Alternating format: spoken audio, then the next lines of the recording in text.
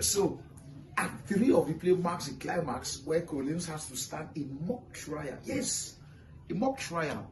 You see, mock trial just simply means that it wasn't real. It wasn't real.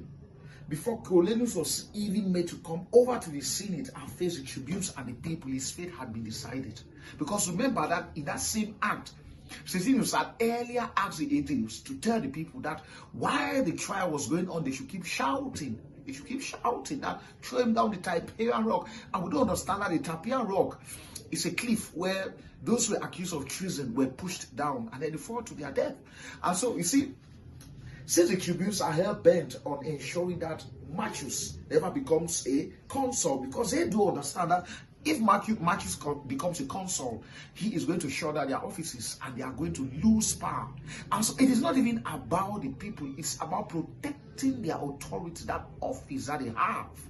And so they then decide that Caius must stand trial. Of course, thanks to Menenius, who had to beg them, he pleaded that if they will allow him go home to Marcus's home, and he will be able to convince him to stand trial. And so Caius comes then to the Senate, and with a lot of persuasion by the mother and Menenius, as well as Cominius, he humbles himself, he talks to the people, he begs for mercy and pardon. Caius comes in, and of course, he's doing really well. Ticinius steps up and tells him that, of course, we, the representatives of the people, we accuse you of tyranny, we accuse you of attempting to seize all Roman offices and all the liberties of the people. And so you are a traitor. And so what was Caius is called a traitor. Caius stands up and says, traitor, me? And then he loses it. Caius said, all of you together with the people, I cast you down. He tells them that even the innermost fire of hell is not enough to burn them out. At that point, of course, the tribunes, that was what they were really waiting to hear. Then tell the people that, oh, listen to him, listen to him, listen to him. And then Caecilius comes in and makes a famous declaration. Now I'll read that. Now Caecilius says that, he says that with the power vested upon us as the tribunes and the people's representatives, of course, we declare you banished, that you will be exiled. And if ever you come anywhere into our city of Rome again, you will be killed. And so from that moment, Caius is exiled. Now, as an advanced level student, you should focus more on analysis, how you can break down the scene.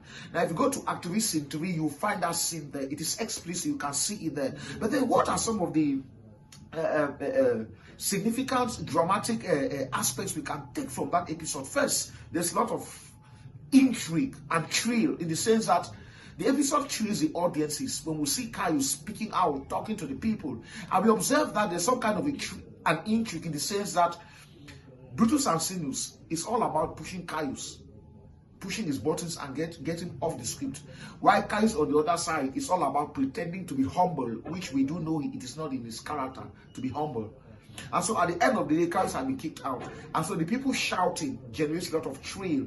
And then a level of dramatic significance too. We can say that it marks a downturn of the fortune of the tragic hero. Because ever since we started the play, we've seen his fortunes peak. We've seen his fortunes peak right at the top, especially when he returned from Corioli as one of the most valiant and leading soldiers for the Roman infantry based on his performance at the battle.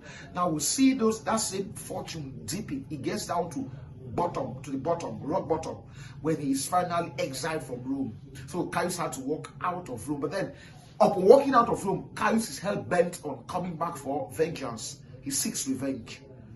So you should take note that other key aspects that we see there is a theme of politics, because it's not even all about Caius Marcus and the tribunes. It's about a tussle for power between the plebeians and the patricians. Caius is just some kind of a mouthpiece or a kingpin, but then he defends the authority of the patricians. Meanwhile, the tribunes, Sinus Velitus and Genius Brutus, represent the people on the other side. So we see a tussle for power. They are all in a fight for control over Rome, the patricians and the plebeians. And so these key actors are just mouthpieces to verbalize, to externalize that conflict between these two opposing camps. So we see conflict at the key of it. We also see politics. Then we can also talk about pride, because Caius spoke all about all the insults he threw on the people was all out of pride. So there's a lot of pride, and I remember that in a tragedy, the downfall of the main character caused by excessive pride is called hubris. So we can clearly see that his tragic flaw is hubris that has gradually led to his exile from Rome. So how he intends to handle that, we don't know. So there's much of suspense generated, because Caius walks out of Rome a broken man, a man hell bent on coming back for revenge to burn Rome down to ashes. So a lot has to be discussed in the next scenes. That's Act 4, which we are going to take.